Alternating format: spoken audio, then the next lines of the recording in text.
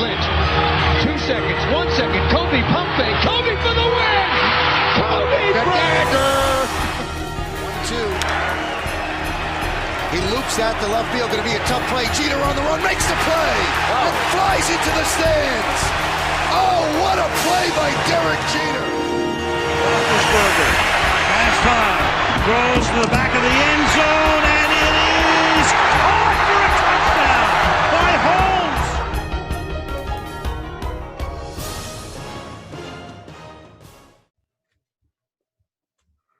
This is the Personal Foul Podcast. I'm your host, Colton Gesser. We have an exciting show on deck. Got one of the best tackles in franchise history for the Pittsburgh Steelers, Matt Starks, coming on the show. Thanks for coming on, Max. No, my pleasure. Glad to be here. It's an honor to have you on. I met you years ago, man. This is crazy. Met you at the Robbinsville Mall or John Eagle, one of those signings during the week. And yet, crazy to think I met you there. I have the picture up in my room. Something I'm bringing it down and posting it for the people to show, but you can look up any picture of you playing. You played in the league 10 years. It's kind of crazy to think that. What are your thoughts on just making it in the NFL? A lot of guys, will make the cuts, make the practice squad, never actually get to play. And as long as you did, how was it just to be in the NFL? No, I mean, it was a blessing. I mean, it was a dream come true. I mean, think about any kid that's had a dream of playing pro sports, right? You get in the backyard, you pretend to be your favorite football player, you play tag or, with your friends, you throw the ball in the street, you play 500, all of these fun games, and you watch the Super Bowl and you dream, hey, maybe that'll be me one day catching the touchdown pass in the Super Bowl or making the big play to win the game. And I vividly remember, when I first wanted to be a football player, I was actually in the 8th grade. And I remember it was right before Super Bowl 30. I was at my buddy William Whitehead's house. We were playing basketball in the front yard, and then we went in and watched the Cowboys and the Steelers.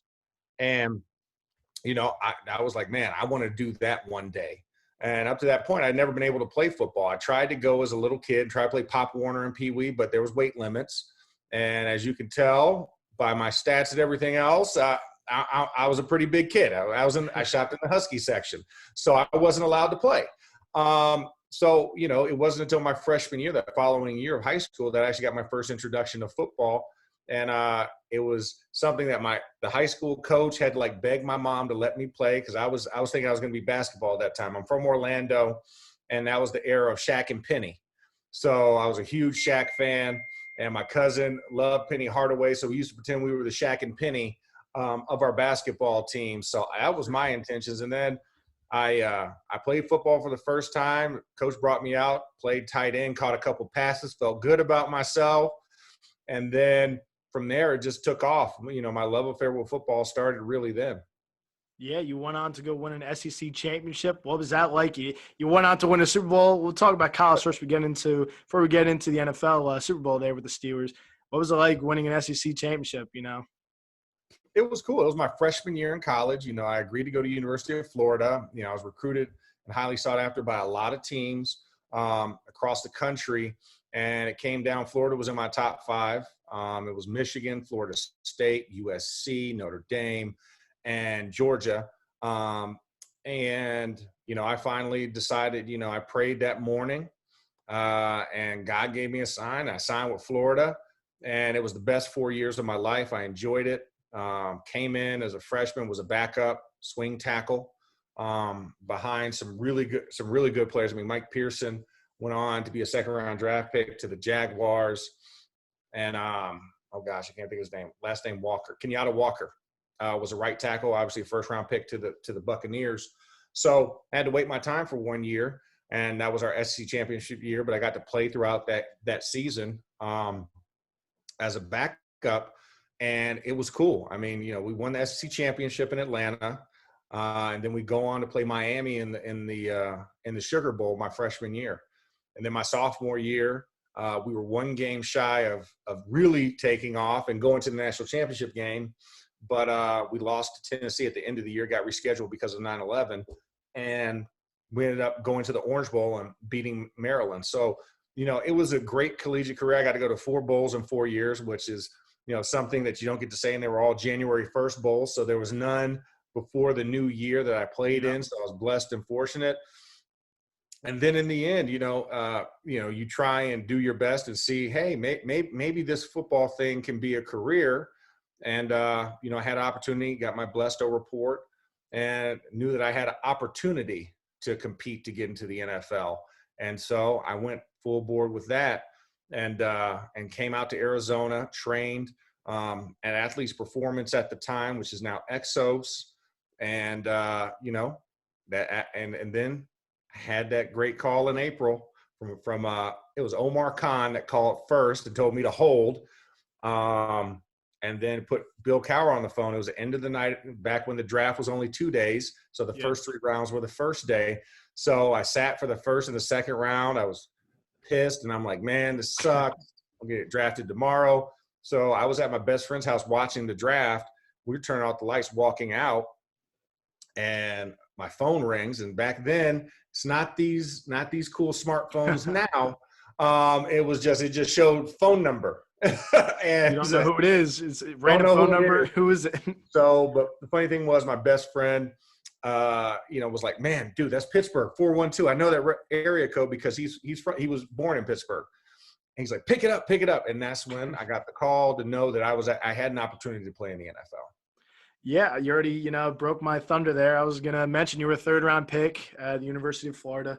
Another guy just retired coming out of University of Florida, Marquise Pouncey. You had a time to play with him for a little bit there. Want to hear your thoughts on what was your favorite player, favorite teammate being in the league? What was your favorite teammate, someone you got along really well with, and are you still in touch with them after the fact? Yeah, it's nowhere to start, right? I was blessed and fortunate by being drafted to Pittsburgh. They did a great job of really drafting guys who all got along, really.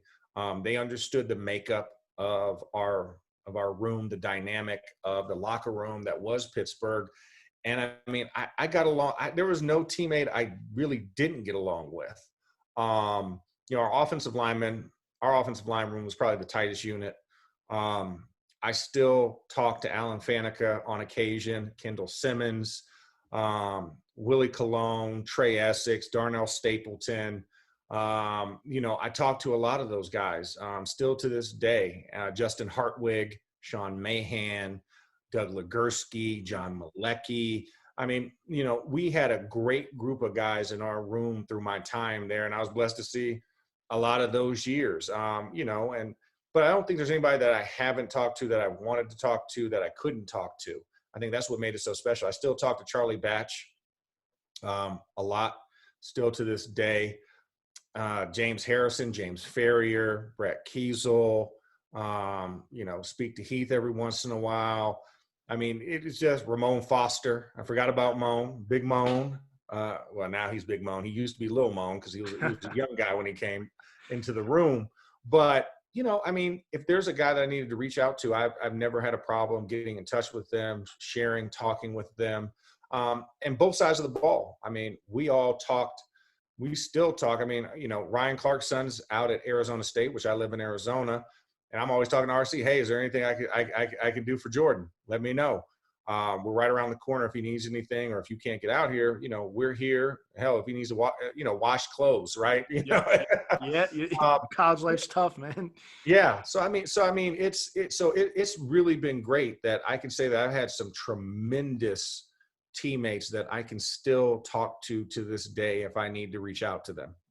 It's good to see the bond there in Pittsburgh. And like you said, you wouldn't expect that from a left tackle saying, yeah, I talked to guys on the defensive side, still to this day, which is awesome to see. RC staying busy with ESPN. No, my next question for you is thoughts on Ben. That's a guy you protected your whole career at left tackle. Thoughts on Ben, what your thoughts were as a teammate of his, just having his blind side, as they like to say. What was it like playing with Big Ben? So Ben and I were drafted together, and I spent my entire career in the locker directly next to him. And if you've ever been in the Steelers locker room, you know where Ben Roethlisberger's locker is, in the corner. So there's only one locker, quote unquote, next to him, and then he has his little clubhouse, that open space before it makes the L. And, Ben and I grew together. I mean, we came in as young kids, figuring ourselves out, not knowing what this league was. And in fact, when he flew into Pittsburgh, I was the same time I did, and we rode in the car together. That's awesome. As we rode to our first Stan Savran interview as draft picks. That's crazy. So it was, it's been great. I mean, we learned a lot, we grew, and what Ben has been able to accomplish, I mean, still to this day, still throwing strong, throwing 50-plus times a game is just amazing to me. And now going into, was this the 18th year for him or 16th year? 16th or 18th? 18. Okay. Yeah, 18 years. I mean, it's remarkable that he can still keep up with it. He still has the passion. He still has the love. Granted, there is, I'm sure, the big age gap that he's throwing to guys literally about to be half his age. Yeah.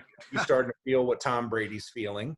But I think it's special. I think it's awesome. And Ben's been one of those guys I've always rooted for. Even after retiring, I've always wanted to see him do well, and obviously all my friends on the team. And for him to keep it going is pretty special. And he's the last one of the 2004 draft class. So, everybody else has fallen before him. I mean, Eli didn't make it as long. Phillip retires. It's one of those things when you look back and just look at the time that has passed. It's remarkable that he's still out there. He's still competing, and he's still just as salty as I'll say when he's on the field. He gets pissed off and mopey, but I mean, just a consummate competitor. That's the one thing I've loved about him throughout our entire time knowing each other. He does not want to lose at anything, and he takes everything personal. And that's what you need in a great quarterback, to go out there and fight, because he takes it personal. Absolutely. Looking at the rest of the quarterbacks in the division, Ben's a huge outlier compared to the rest of the Heisman guys, as they like to say, with the AFC North, the Heisman quarterback group here, with Big Ben having the 2 Super Bowls. There's been a lot of question over the years regarding Ben's character, and knowing that you spent a lot of time with him. Do you have any thoughts on that? I thought it was all a bunch of bull, when the stuff came out with AB and stuff, and he's a bad teammate. I think Haynes came out and said something that Ben wasn't a good teammate. Sanders said he loved Manning over Ben. Any thoughts? You're walking being right next to him. Any thoughts on that? I mean, everybody grows up, right? Everybody has a different background. No 2 people are ever going to be the same. And as you grow and gain experience, you change your view on how you approach things. And I think Ben has matured a lot, and has been that consummate leader. And sometimes, it does come to a point where, how do you connect with guys, really? When you have a young family and guys are going out, you're not going out. You got to go home and change diapers and give bottles and everything else. So it changes. And I think, some guys understand that, and they deal within those parameters. And then other times guys don't. And they think that, no, you're in the NFL. You're supposed to be doing this. You're supposed to be out. You're supposed to be doing all this stuff. But it changes over time. And I think that's when you look at points in people's lives and you understand their walks, it takes a change. And it's not going to be what you expect it to be all the time. But you have to recognize and admire people's growth. And I think Ben has grown a lot from day one to now. And, people can have their opinions, but you won't have a true opinion until you meet him. And I think that's what it is get to know Ben and, then formulate the opinion. I think it's tough for, to be in the limelight as long as he has and be unblemished. Like, nobody is going to be perfect in those lights forever. That's why you have, sports media, right? We're here to critique, we're here to judge, and we're here to deliver our opinions. But at the end of the day, they're still human beings at the end of the day. And yeah, if they make mistakes, they make mistakes. That's just that's the necessity of being a human and living on this earth. There's mistakes that you get to learn from. And if you're learning the lesson and becoming a better person every day, I can't fault anybody for that. I don't disagree with you on that. Final one regarding Ben for me. There's been some question as of late with the contract situation. He does restructure, takes $5 million less, I believe, in the base salary for this season. Frees up some cap because he was taking a big cap hit. There's been some question from Ike Taylor, some other players, and in the media, the Steelers' decision here of bringing Ben back. want to hear your thoughts on it. Just a little quick point on what you think of the Steelers' decision on bringing Ben back.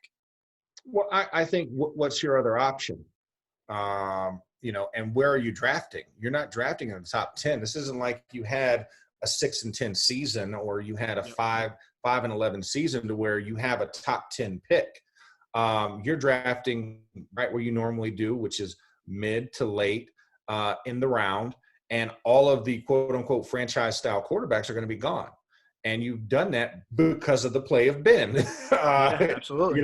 So that's where I look at the Steelers had no option at this point on what they could do, and they don't have the capital because they still have a team that's built to win now. So you got to at least test the experiment out one last time to see if it'll work or not.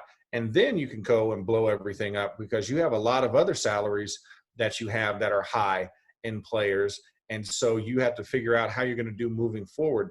The pandemic did not help or do any favors for organizations that thought, hey, the cap's raising this much, we can plan it out to be this much. And then you get hit with a depressed cap and you don't get fans in the stadium. Nobody predicted there would be a pandemic at this point. And I think if you look at, had they had a run game, we'd have a different story about this team. I mean, you look at what they did to go 11-0, the best start in franchise history because of Ben.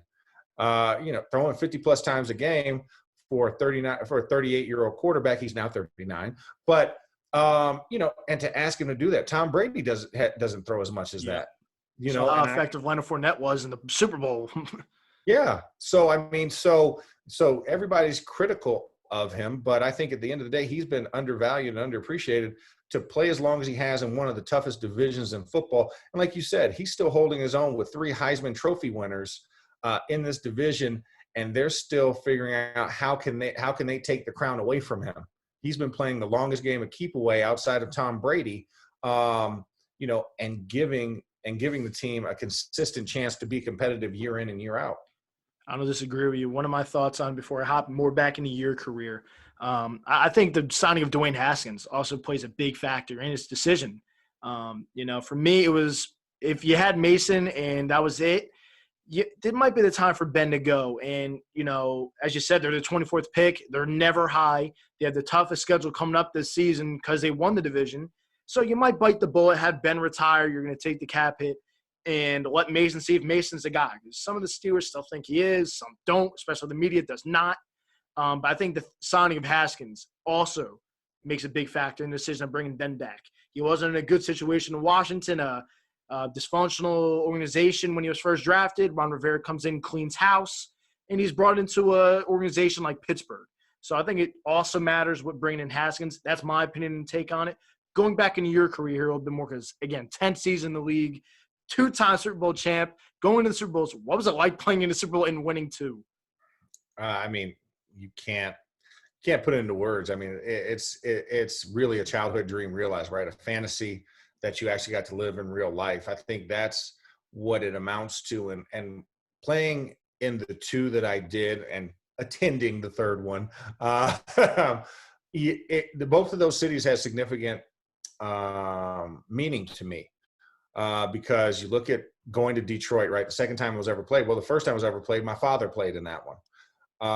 And so to then go to the same city that your father played his only Super Bowl and then win it was a huge moment in my own personal life. And then the second one being in Tampa Bay and being an Orlando native and being from Orlando, and that's the closest geographical team to my hometown, and to play in front of my home crowd from college and high school and growing up, that was another big moment for me.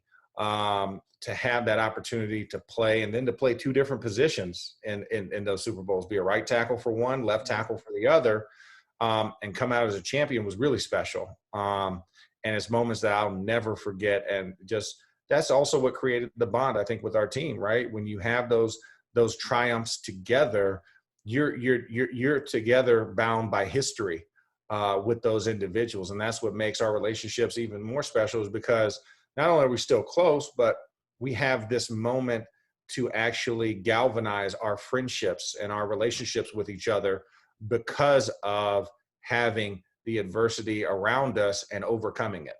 Absolutely. That Super Bowl in Tampa had to be one of the best I've watched. Clearly, as a Steeler fan, winning that was amazing. That was probably one of the best games. You got to figure the historical factors in that game with James Harrison bringing the pick six, one of the longest ever in Super Bowl history, I think still is. 100 yards to the house, the throw from Ben to Holmes. I mean, it's one of the best Super Bowls. And like I said, to win that one was definitely crazy. Probably my final question for you here.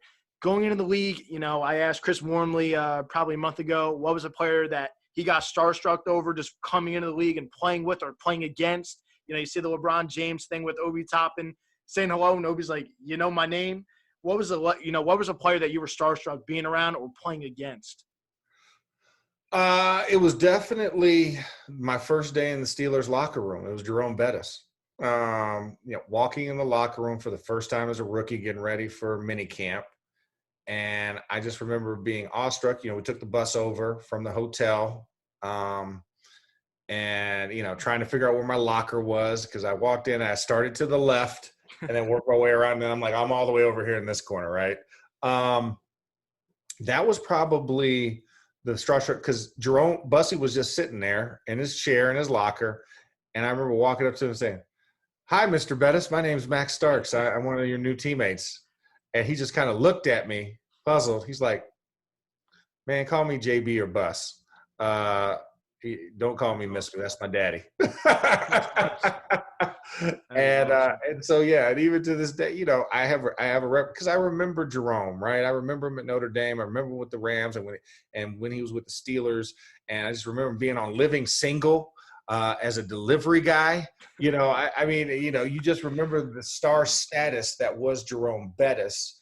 And it was really cool to meet and play with him. And, when you get to give a guy the ultimate send-off, right? Winning a Super Bowl in his hometown, as he's admitted that this was his last season in the league, it doesn't get any better than that. Yeah, I have a funny story outside of Heinz Field tailgate, and here comes a little car showing up. I'm like, that's a nice car. There's got to be someone of importance in there. Next minute, the window goes down. It's the boss. I'm like, holy crap, I have nothing to sign. I'm like, Mom, do we have something? I get a piece of paper. I run over, and he signs it for me. I still have it to this day. Just like I have the picture of you still to this day. Max, I want to thank you for coming on. It definitely was an honor. Nah, my pleasure. Anytime, and go Steelers. Absolutely. You can find Max on Twitter at Max Starks. You can also hear him on SiriusXM. I heard you a few times on there. Well, Lance Meadow had him on way back in the beginning of this puppy. But again, Max, thank you for coming on. Anything you want to shout out? No, just Steeler Nation. Keep the faith. Keep going, and remember, hey, every season is a new opportunity. Welcome it with open arms. We're still in a good place as a team. Don't lose it just yet. Don't lose the faith. Absolutely. And if you want anything signed by Max Starks, I believe you have a signing coming up with Total Sports. I believe that did not happen yet. Yeah, that has not happened yet. I think with COVID, I think they're doing it pre-selecting. You have to kind of order them somehow. So yeah, we do have that coming up. They just reached out. I think I'll be doing it towards the end of this month. So, yes, check that out. I believe it's the rest of the line from that Super Bowl in Detroit, I believe. Fanica's also involved in that. So, if you want anything signed by that line, that Super Bowl winning offensive line, especially won by Max Starks, send your stuff into Total Sports. But, again, Max, honor to talk to you. My pleasure, Cole. Definitely. Take care.